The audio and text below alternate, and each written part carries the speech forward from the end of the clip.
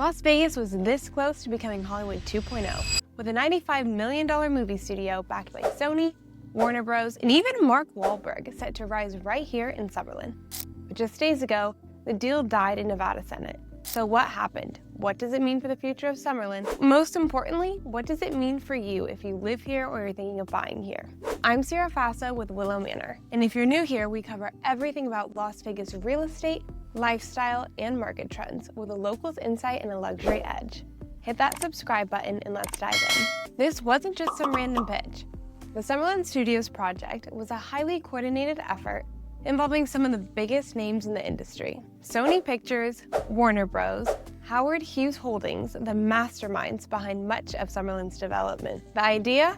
Build a full-scale movie production campus in one of Las Vegas's most coveted communities, Summerlin, a master-planned neighborhood on the west side of the valley. The project would have included 10 state-of-the-art sound stages, 31 acres of studio infrastructure, adjacent retail, tech offices, and support spaces. To make it happen, Assembly Bill 238 was introduced, a bill that would give $95 million in tax credits annually to the productions filmed at the new studio, and $25 million more for unrelated productions. The goal was to create a legitimate competitor to Hollywood right here in the desert. But despite passing the Nevada Assembly by a narrow 22-20 vote, AB 238 died in the Senate, and with it, the Summerlin Studios. Why? Several reasons. Timing. Nevada's legislature only meets once every other year, and the bill wasn't prioritized before the session had ended. Competing studio projects. Warner Bros. Initially backed a rival proposal studio with UNLV and Manhattan Beach Studios. Political leaders like Senator Berta Lang also supported that plan. Budget priorities. With a limited amount of state funds, many lawmakers argue that public money should go towards essentials like housing, education, and healthcare, not Hollywood subsidies. Let's talk about what could have been and why this project had some serious momentum. Economic growth. The studio would have curated thousands of new jobs, not just for actors and producers, but also for construction workers, hospitality staff, tech teams, vendors, and small businesses. Diversification of the economy. Las Vegas is heavily reliant on tourism and gaming. A major film industry presence could offer real economic diversification, giving the city more resilience during downturns. Local talent development. UNLV film students, local crew members, creative freelancers. This project would have kept talent in Nevada rather than pushing them to LA or Atlanta. Now for real estate and development. From a real estate standpoint, this could have fueled a new boom in commercial and residential demand in and around Summerlin, one of the most in-demand luxury markets in the valley. But of course, not everyone was on board, and the opposition was loud for a reason. Strain on infrastructure. A studio of that scale would bring in thousands of people daily. Concerns about traffic congestion, road maintenance, utility strains were a major talking point. Cost of living and gentrification.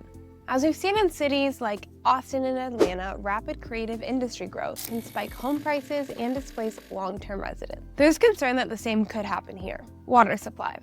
Southern Nevada is already navigating water scarcity. Adding massive production studios raised serious environmental concerns. While Nevada actually has a lot more water than you'd think, that's a story for another time. Public funds versus public needs. Ultimately, it was a matter of priority.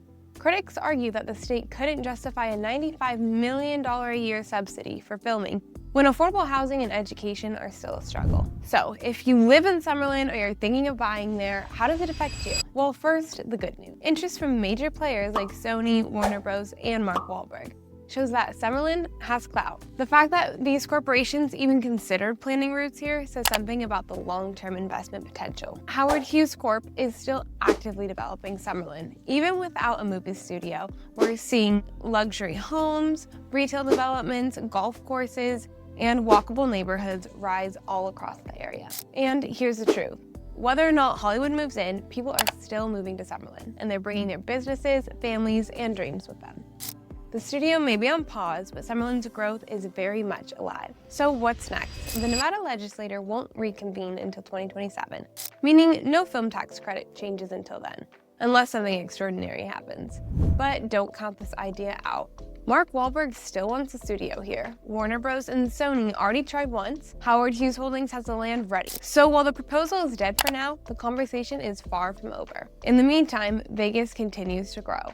And as your trusted real estate advisors, we'll keep you in the loop every step of the way. If you're curious about investing in Summerlin, or if you're wondering which neighborhoods are best positioned for growth, or you just want to stay ahead of the curve on what's happening in Las Vegas, we've got you. Reach out to Willow Manor today and let's build your real estate strategy together. And don't forget to like this video, subscribe to our channel, and drop a comment below. Should Las Vegas become Hollywood 2.0? Would you support a future studio project? What do you think Summerlin needs next? We'll see you in the next video.